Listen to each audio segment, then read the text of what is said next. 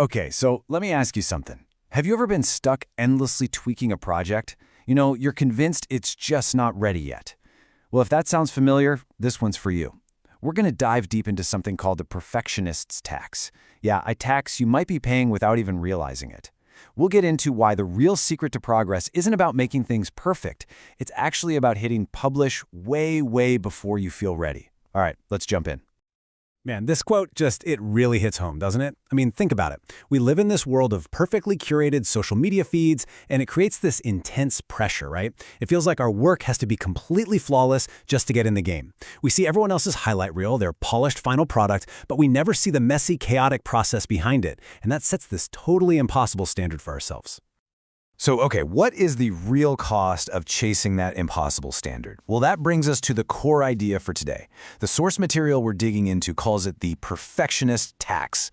Think of it like this hidden fee that's just draining our most valuable resources, time, energy, creativity, without us even noticing. And here it is laid out for us, the Perfectionist's Tax. It's all that massive amount of time and mental energy we pour into the final, tiny, marginal details of a project. It's that stuff that happens way beyond the point of good enough. It's the gap between done and perfect. And honestly, that tax is often so high that it keeps our best ideas locked away on our hard drives, literally forever. All right, so if we want to stop paying this tax, we've got to unmask what perfectionism really is. Because let's be honest, a lot of us wear it like a badge of honor, right? We say, oh, I'm just a perfectionist, like it's a sign of high standards. But what if it's not that at all? What if it's actually just a really clever disguise for something else entirely? And this is a big one. It's all about that reframing. On the left, you see what perfectionism pretends to be. The pursuit of excellence, high standards, great attention to detail. But then look at the right. That's what it actually is.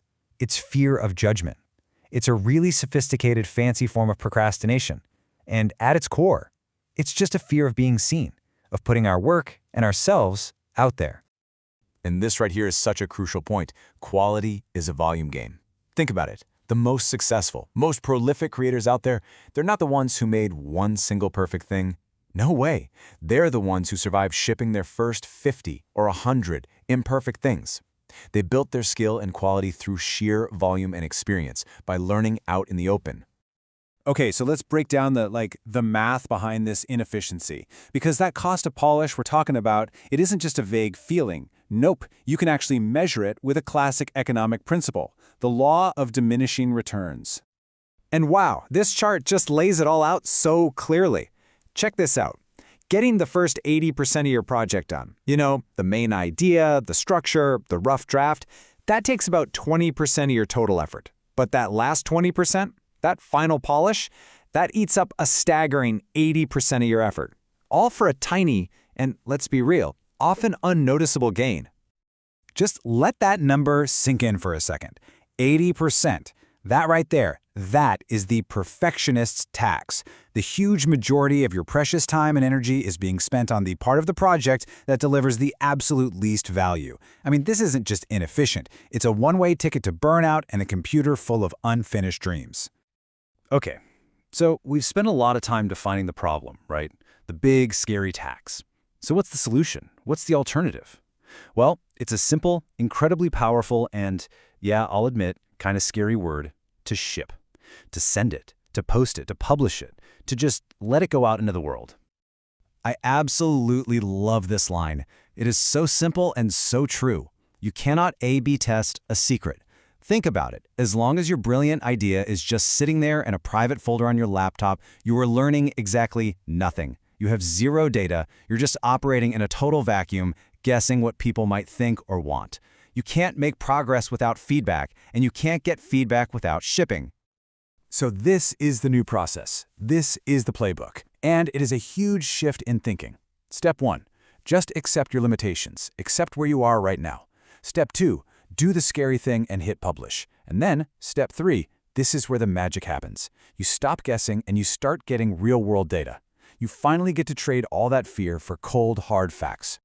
And that brings us to the final and honestly the most empowering piece of this entire puzzle. It means we have to completely redefine our ultimate goal. We're not aiming for perfection anymore. We're aiming for something way more dynamic and way more achievable. This comparison right here is the whole ballgame. It's the core mindset shift. The old goal, perfection, is about the absence of flaws. It's a fixed, static, and frankly unattainable endpoint. But the new goal, iteration, is about the presence of a feedback loop. It's a living, breathing, dynamic, continuous process. See the difference? True excellence isn't about having no flaws. It's about having a system for learning from them.